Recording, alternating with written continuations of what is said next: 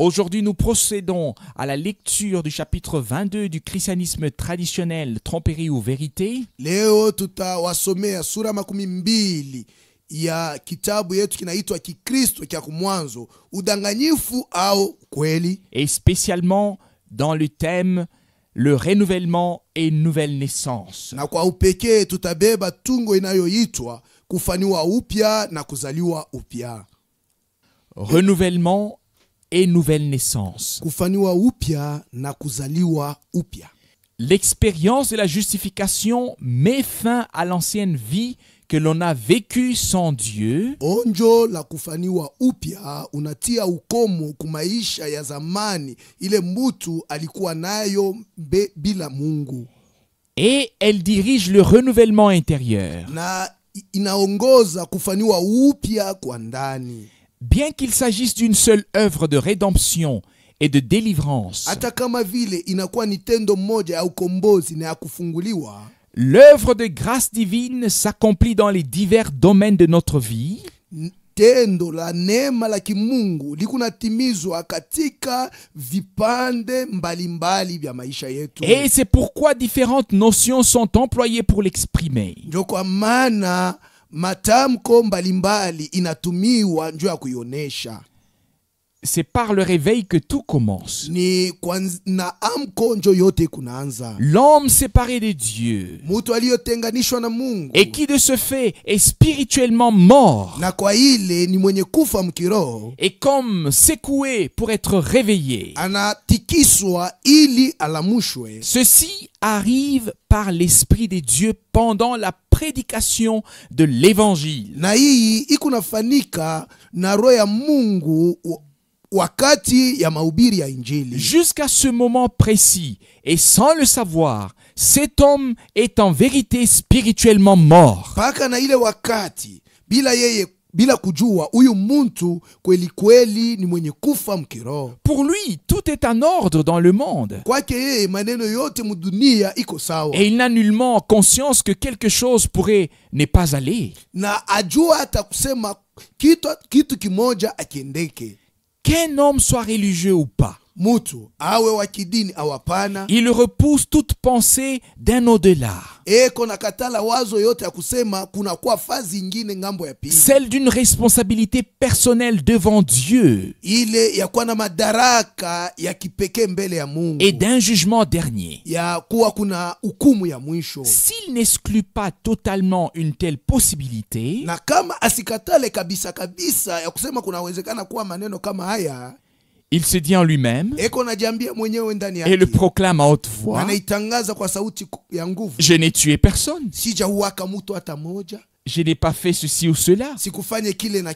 Ainsi, cela ne sera pas si grave au cas où une telle chose devrait arriver.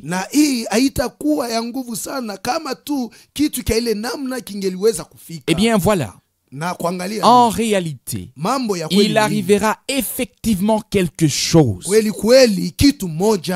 C'est pourquoi tous devraient savoir que Dieu n'est pas un bon vieux grand-père ou un cher oncle auprès duquel on peut trouver faveur par quelques bonnes paroles.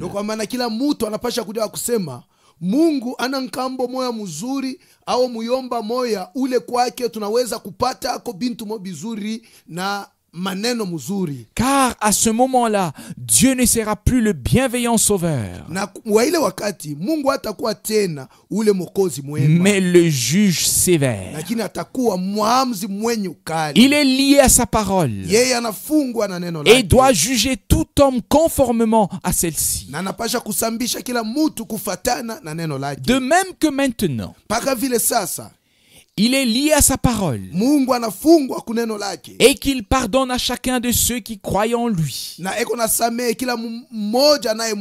qui lui fait grâce, le libère et le justifie. Ainsi il jugera justement en cette occasion tous ceux qui l'ont bravé, contredit et ont rejeté ses voies de salut.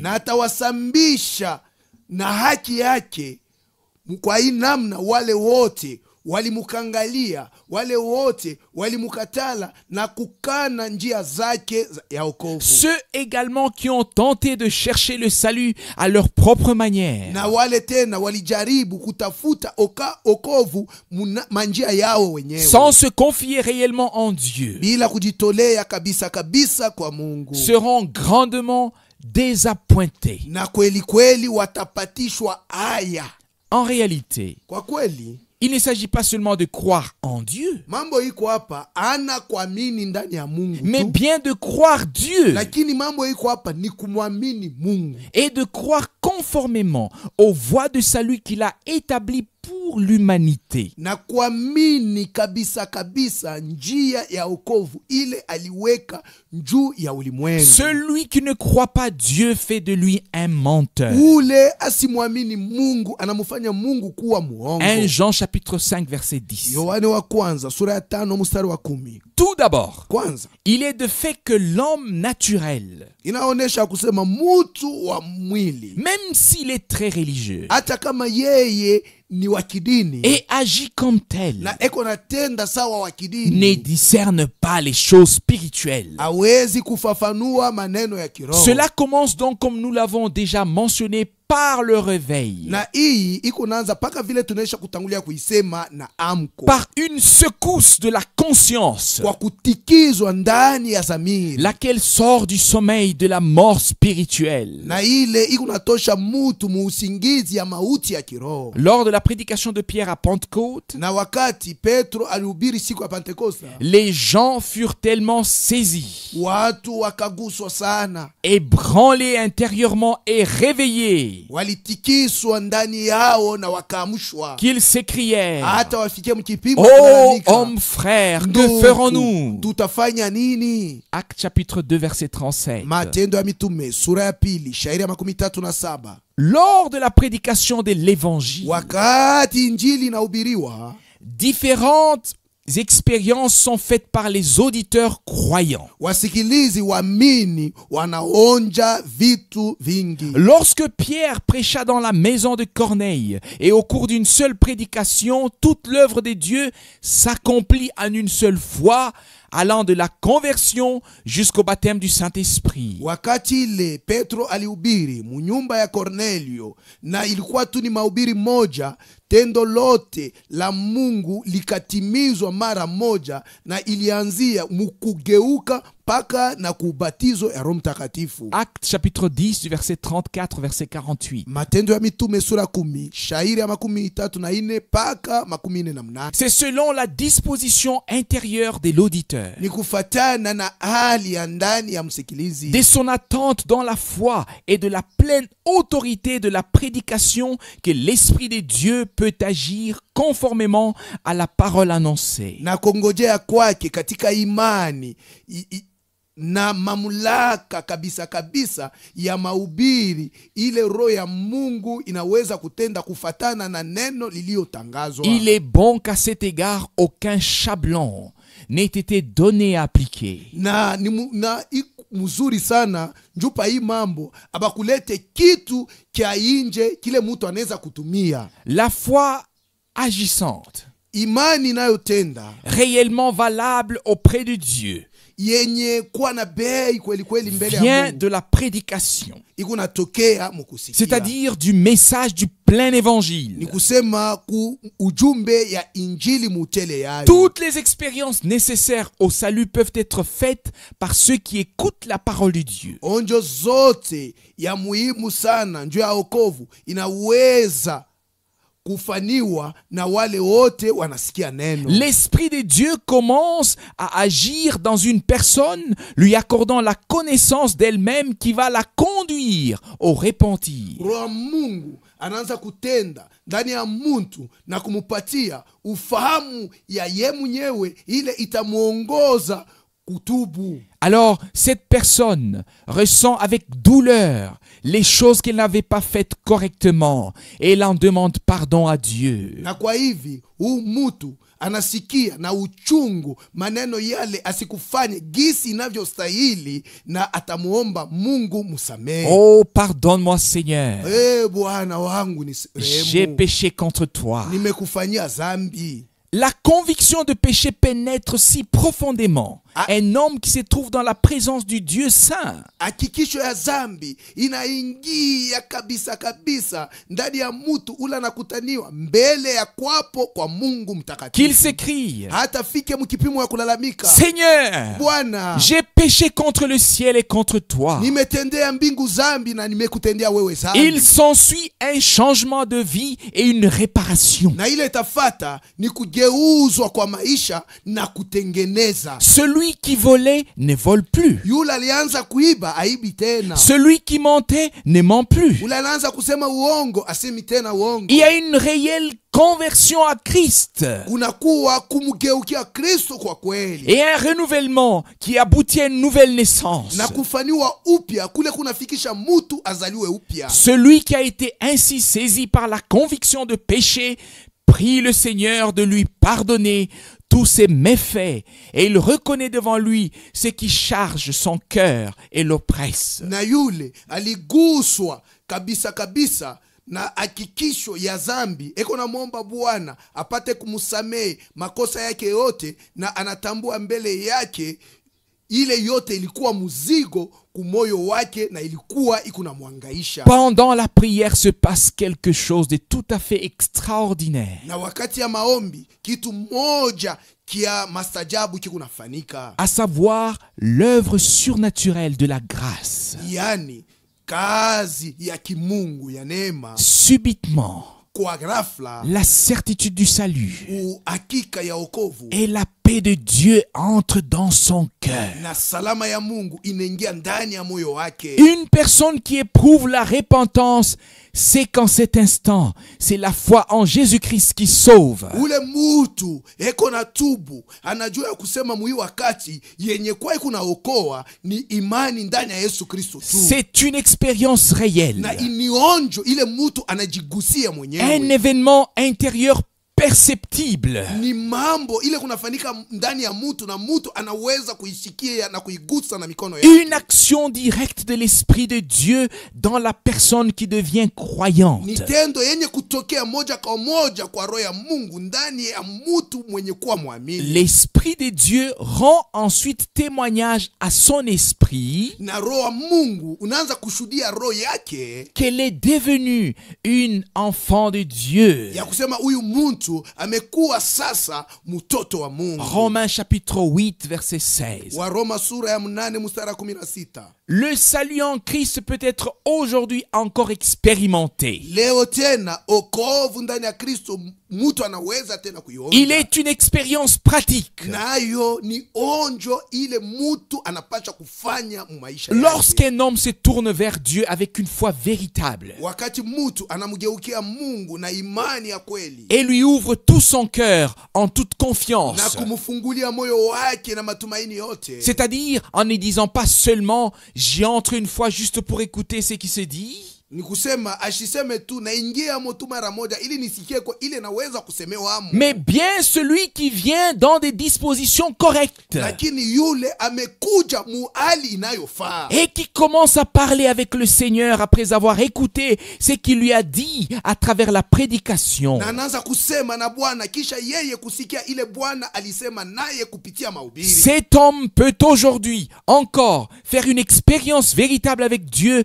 comme dans le christianisme primitif. Huyu muntu leo tena anaweza kuonja kabisa kabisa na Mungu mpaka vile ilifanikaka mukikristo kya kumwanzo. Dieu est digne d'être cru. Mungu anastahili kumwamini. On peut réellement lui faire Na confiance.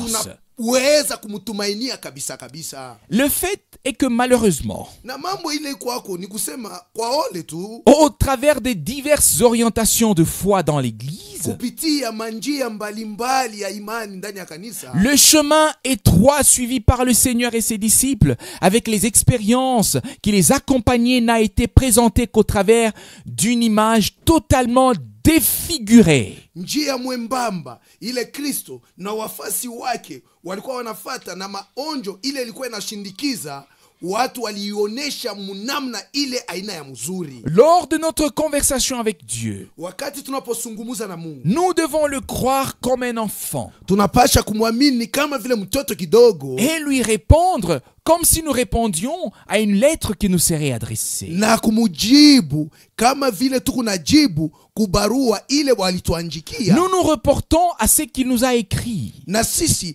tukunaangalia ile alituandikia, Car au travers de sa parole, kwa maana kupitia neno lake Dieu nous parle réellement. Mungu eko nasema nasi Et kweli, dans la prière, nous parlons à Dieu. na katika maombi tukunasema na Mungu, Il nous offre sa grâce eko natupatia neema yake et nous fait connaître sa volonté. na natujulisha mapenzi yake, Nous nous rapportons à cela dans la prière na tukunaenda tunashimamia pa ile katika maombi et le remercions pour tout cela. na kumupikia aksanti njoo ile C'est yote. ainsi que l'homme parvient à une communion personnelle avec Ni Dieu. muhimu namna ndio mtu anaweza kushirikiana na Mungu kwa upekee. Dans la foi et la confiance, nous nous laissons interpeller par la parole. Katika imani na matumaini tunajachilia dhamiri yetu iamushe na neno, Et nous réalisons subitement que c'est à nous qu'elle s'adresse tout personnellement. na pale tunatambua bila kukawia kusema hii neno iko nasema nasi kwa namna ya Comme upekee, lorsque Jésus dit à Nicodème, kama vile wakati ile Yesu alisemaka na en Nikodemo, vérité, je te le dis, kweli kweli nakwambia, si quelqu'un est né de nouveau, kama mtu azaliwe upya il ne peut voir le royaume de Dieu. hawezi kuona ufalme wa Mungu. Jean chapitre 3 verset 3. Yohane sura ya 3 mstari wa 3. L'événement de la nouvelle naissance est somme toute une condition divine absolue pour pouvoir entrer dans le royaume de Dieu. Wakati kuzaliwa upya kunafanyika, kwa jumla tunaweza kusema ni sharti ya kimungu ile yenye kujitekemea ili mtu apate kuingia mfalme wa Mungu. Ne t'étonne pas de ce que je t'ai dit, il vous faut être né de nouveau. Ushishangaishe njumi na kwambia inemipasa nyinyi wote kuzaliwa upya. Jean chapitre 3 verset 7. Yohane sura ya 3 mstari wa 7. Cet événement de la nouvelle naissance n'a absolument rien à voir avec la philosophie de la réincarnation. Mambo ya kuzaliwa upya haipatane na hii filosofia ya mtu anaweza kufa kurudia tena muumbo ingine, Laquelle est souvent désignée par incompréhension comme étant la nouvelle naissance. na hii filosofia ni kwa kuelewa mubaya ndio watu wanaiita kuwa kuzaliwa upya. Lors de la nouvelle naissance, Wakati mtu anazaliwa upya, telle qu'elle nous est enseignée dans les Saintes Écritures, gisi maandiko matakatifu inatufundisha, l'homme ne revient pas sous une autre forme ou une autre figure, mtu arudi yake katika umbo ingine au na sura ingine, mais au contraire, lakini lorsque l'homme tel qu'il vit en sa chair devient incroyant wakati mtu gisi anavyoishi mumwili wake anakuwa mwamini et reçoit la parole de Dieu en lui, na kupokea neno la Mungu ndani yake, le Saint-Esprit accomplit l'engendrement et apporte dans l'âme de cette personne une vie nouvelle, une vie divine. Roho Mtakatifu anatimiza kuzaliwa upya na analeta ndani ya nafsi ya huyu mtu uzima mpya, uzima ya Mungu. Nous pouvons alors témoigner dans la joie. Na pale katika furaha tunaweza kushuhudia hivi, Mais quand la bonté de notre Dieu sauveur et son amour envers les hommes sont apparus, lakini wakati wema ya Mungu wetu Mwokozi na mapendo yake kwa ajili ya watu ilionekana, il nous sauva, akatokoa non sur le principe d'œuvre accomplie en justice, na ikukwe juu ya msingi ya matendo ile ilitimizwa ndio mtu apate uhaki que nous eussions faite, ile tuliweza kufanya, mais selon sa propre miséricorde, lakini kufatana na rehema yake mwenyewe, par le lavage de la régénération et le renouvellement de l'Esprit Saint, kwa maji ya kuzaliwa upya na kufaniwa upya kwa Roho Mtakatifu, qu'il a répandu richement sur nous par Jésus-Christ notre Sauveur, ile alimwanga kwa utele yake juu yetu kwa njia ya Yesu Kristo afin Mwokozi que, wetu, ayant été justifiés par sa grâce, ili kisha sisi kuhesabiwa haki kwa neema yake, nous devinssions héritiers selon l'espérance de la vie éternelle. tuwe wariti kufatana na taraja ya uzima wa milele. Tite chapitre 3 versets 4 à 7. Tito sura ya 3 shairi ya 4 mpaka 7. Au chapitre 2 de Tite, Na kwa sura ya pili ya Tito le verset 11, mstari wake wa 11, l'apôtre Paul écrit: mtume Paulo anaandika, Car la grâce de Dieu qui apporte le salut est apparue à tous les hommes. Kwa sababu neema ya Mungu inayoleta wokovu kwa watu wote ilionekana. L'homme qui a reçu la grâce reconnaît les choses qui servent à son salut. Mutu yule amepokea neema, eko natambua maneno yenye kuwa na faida mwokovu Et yake qui lui sont nécessaires. na yenye kuwa ya muhimu sana. Dans les épîtres nous sont présentées les expériences de ceux qui, pour la plupart, avaient vu le Christ et avaient vécu avec lui. Katika mabarua wanatuonyesha maonjo ile wale waliishi na Kristo walipata kuionja pamoja naye. Et comme il est le même hier, aujourd'hui et éternellement. Na vile yeye ni yule yule jana leo hata milele. Quand vous le lisez dans Hébreux chapitre 13 verset 8. Sa vile mtaisoma Waebrania sura 13 mstari 8. Il fait les mêmes choses envers tous ceux qui viennent à lui. Eko natenda maneno moja moja na wale wote wanakuja kwake. Celui qui reçoit la parole de la vérité fait l'expérience de ce qui est promis en elle. Yule anapokea neno la ukweli, anaonja ahadi yenye kutaniwa ndani ya ile neno. Jacques chapitre 1 verset 18. Yakobo sura ya kwanza mstari 18. De sa propre volonté, Kupitia mapenzi yake mwenyewe il nous a engendrés par la parole de la vérité. alituzaa na neno la ukweli. Pour dire né de nouveau, Njoo kusema tunazaliwa upya pour que nous soyons une sorte de prémisse de ces créatures. ili tuwe mnamna moja malimbuko ya umbaji wake. L'apôtre Pierre exprime la même pensée lorsqu'il écrit. Na mtume Petro anaonesha wazo moja moja wakati anapoandika hivi. Ayant purifié vos âmes par l'obéissance à la vérité, Wenye kwisha kusafishwa nafsi yenu kwa kutii kweli, pour que vous ayez une affection fraternelle sans hypocrisie, ili muwe na mapendo ya kindugu isiyo na unafiki. aimez-vous l'un l'autre ardemment, Pendane wa moja nguvu sana d'un cœur pur, na moyo safi. vous qui êtes régénérés, Nyinyi wenye kuzaliwa upya, non par une semence corruptible, si kwa mbegu inayoharibika, mais par une semence incorruptible, lakini kwa mbegu isiyoharibika, par la vivante et permanente parole de Dieu. na kwa njia ya neno lilio hai na linalodumu la Mungu.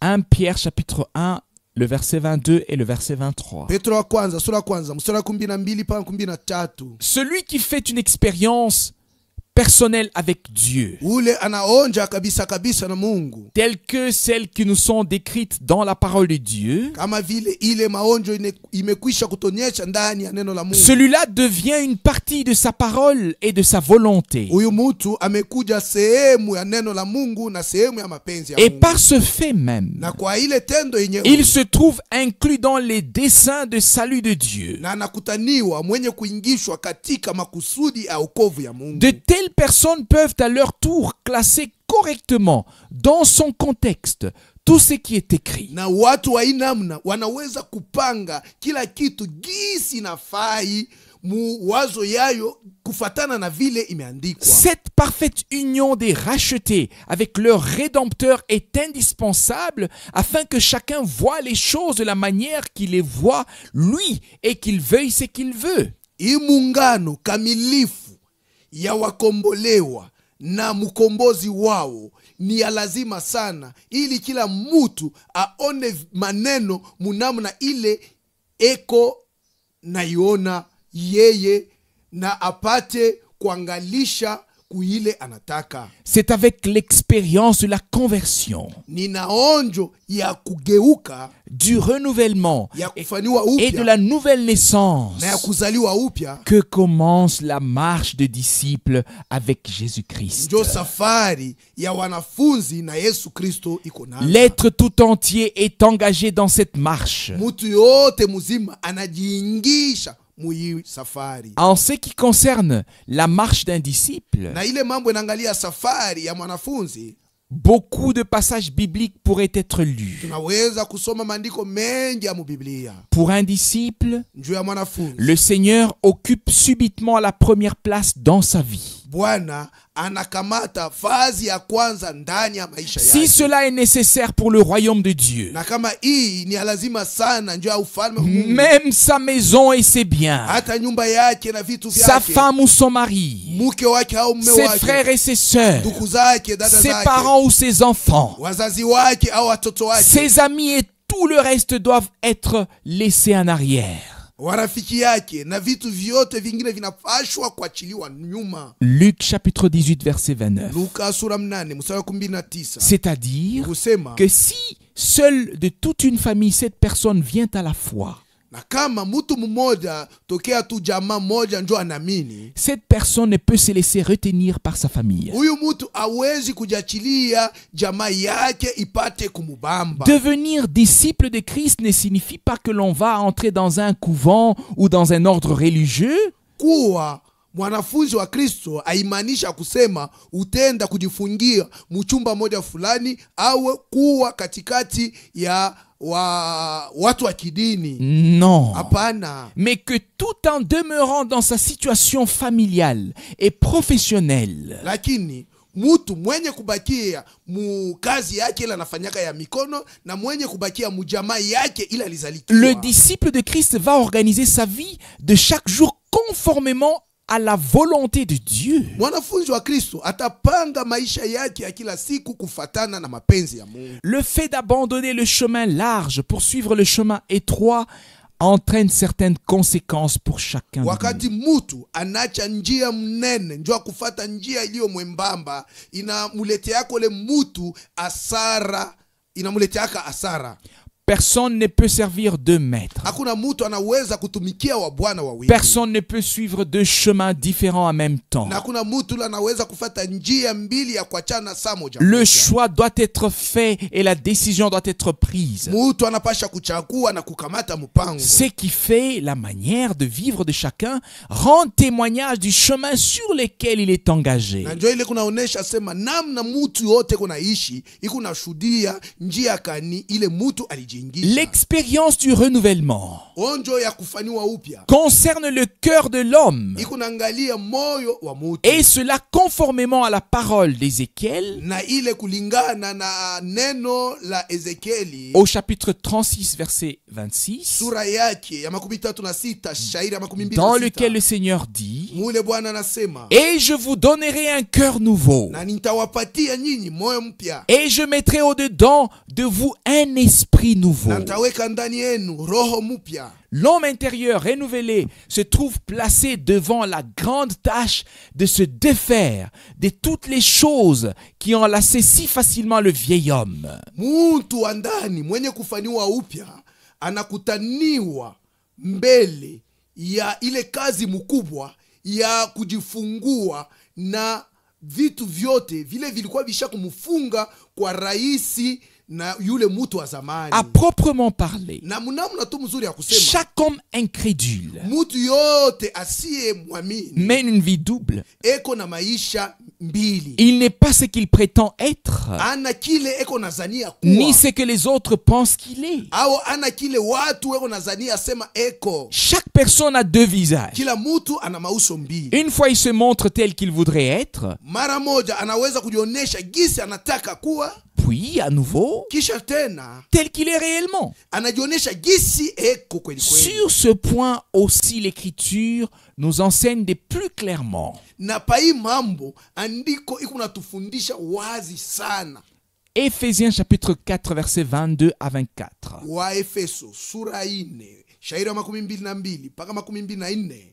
C'est-à-dire, Ni kusema en ce qui concerne votre première manière de vivre, kunamna inangalia namna yenu ya kwanza ya kuishi, d'avoir dépouillé le vieil homme qui se corrompt selon les convoitises kwa trompeuses, kuwa mmemuvua ule mutu wa zamani anayejaribisha kufatana na tamaa ya et udanganyifu d'être renouvelé dans l'esprit de votre entendement, na kufaniwa upya katika roho ya kusikia kwenu, et d'avoir revêtu le nouvel homme créé selon Dieu na kuvaa mtu mpya anayeumbwa kufatana na Mungu, en justice muhaki et sainteté de la vérité. na utakatifu wa ukweli. Au verset suivant, nous est présenté toute une liste des choses qui n'appartiennent pas à la vie nouvelle. Na kushairi ifatavyo wanatuonesha daftari yenye kuwa na maneno yote ile ayambatane na maisha mapya. Après que la conscience de l'homme ait été réveillée de la mort spirituelle, Kisha zamiri ya mutu kulamushwa toka kifo ya kiroho, l'Esprit de Dieu nous met en garde contre les choses qui ne sont pas justes à ses yeux. roho ya Mungu inatuangalisha mbele ya maneno isiyo ya haki mbele ya macho Cela yake. fait partie de la sanctification de la personne venue à la foi. Na hii inakuwa ni sehemu ya utakaso ya mtu yule anaamini. Lisons Romains chapitre 12 verset 2. Tusome kwa Roma sura 12 mstari wa pili. Et ne vous conformez pas à ce siècle, Basi musifananishwe na wakati huu, mais soyez transformés par le renouvellement de votre entendement pour que vous discerniez quelle est la volonté de Dieu, bonne et agréable et parfaite. lakini mubadirishwe kwa kufaniwa upya mukusikia kwenu, ili mupate kufafanua yenye kuwa mapenzi ya Mungu njema na ya kupendeza na yenye kuwa kamili. Quiconque devient disciple de Jésus ne porte pas la croix en tant qu'ornement suspendu au cou ou agrafé sur la poitrine. Yeyote amekuwa mwanafunzi wa Kristo avae msalaba sawa kitu cha kujipamba nacho, kile anaweka kushingo au kile anabandika pa kifua yake, Mais il prend sur lui l'opprobre de Christ, le crucifié, lakini anabeba juu yake aibu ya Kristo mwenye kusulubishwa, et suit le chemin étroit qui conduit à la vie éternelle. na arafata njia mwembamba inayoongoza kuzima wa milele. Matthieu chapitre 16 verset 24. Mathayo sura 16 shairi 24. Paul termine son épître aux Galates par ces mots. Na Paulo eko namaliza barua yake kwa Wagalatia na maneno haya. Galates chapitre 6 verset 14. Wagalatia sura 6 mstari 14. Mais qu'il ne m'arrive pas à moi de me glorifier, Lakini isinifikie mimi kujitukuza, sinon à la croix de notre Seigneur Jésus-Christ, isipokuwa tu njuu ya msalaba ya Bwana wetu Yesu Kristo, par laquelle le monde m'est crucifié et moi au monde. na kwa ile msalaba dunia imesulubisha kwangu, nami nimesulubishwa juu ya dunia. Seul celui qui est mort pour le monde Ni paka yule alikufa juu ya dunia, et pour lequel ce monde est mort na yule dunia imekwisha kufa kwake, peut vivre avec Christ dans ce monde et dans le monde à venir. jo anaweza kuishi pamoja na Kristo mudunia hii na mudunia itakapokuja. Tout le reste ne constitue que vœux de piété religieuse, Na hii yote inabakia inakuwa tu ni kutaka kwa utawa wa kidini, venant de son propre fond, ile natokea ndani yake mwenyewe, et qu'efforts humains sans cesse accompagnés de nouveaux et bons préceptes, na inakuwa tu ni kujikaza kwa kimutu kule kunashindikizwa na maagizo mapya na mzuri, mais qui tous ensemble sont destinés à l'échec. na ile yote ukiweke pamoja ikunafikisha tu muntu mukushindwa. Les rachetés représentent réellement pour Dieu une troupe de prémices qui lui sont agréables. Kweli kweli wakombolewa wanaoneshwa mbele ya Mungu sawa nkunji ya malimbuko ile inamupendeza. On doit malheureusement relever dans ce domaine également un développement erroné qui n'a rien à voir avec la notion biblique de tout abandonner pour suivre le Seigneur. Na kwa huzuni tunaweza tena kusema muhii mambo ile maneno ya ile haipatane na kibiblia inayosema kuacha biote njoo kumfuata Bwana. Dans le christianisme primitif Mukikristo ya kumwanzo et au cours des premiers siècles, na muile masiekle ya kumwanzo, tout comme chez les véritables croyants de tous les temps, mpaka vile kwa Wakristo waamini wa kweli wa kila nyakati, et maintenant encore au XXe siècle, na muhii siekle tena ya 12, ceux qui faisaient une expérience avec Christ vivaient wale walikuwa wako na onja na Kristo walikuwa wanaishi juste là où ils habitaient, paka penye pale walikuwa waki, de la manière que l'on attend de ceux qui sont venus à la foi. munamna ile tuna ongojea juu ya wale wamekwisha kuamini. Aucun d'eux ne se retirait dans un cloître, ni se plongeait dans des pieuses méditations fondées de nouveau sur sa propre justice. Hakuna hata mmoja wao ule alikuwa anajifungia fazi moja, na ule alikuwa yuko anajiingiza mu mafikiri ile inatiwa musingi yulu ya uhaki wake mwenyewe. Les apôtres et les croyants de l'église primitive vivaient à tout point de vue une existence tout à fait normale.